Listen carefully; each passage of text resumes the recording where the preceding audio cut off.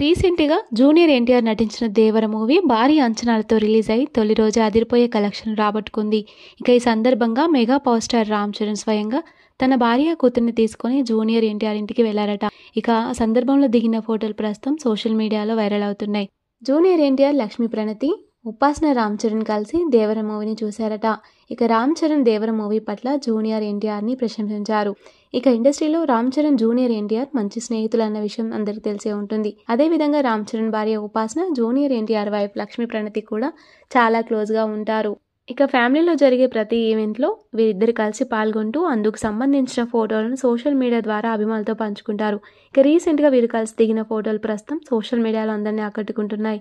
Ram Charan, junior NTR మధ్య ఉన్న bonding గురించి ప్రత్యేకంగా చెప్పాల్సిన పని లేదు.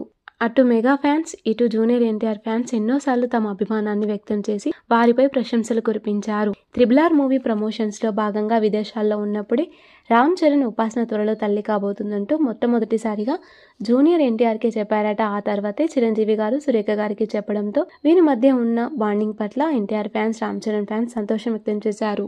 ప్రస్తుతం జూనియర్ ఎన్టీఆర్ కుమారులు, అదేవిధంగా రామ్ చరణ్ కూతురు క్లింకార మధ్య అలాంటి క్యూట్, అడారబుల్ రిలేషన్ ఉంది.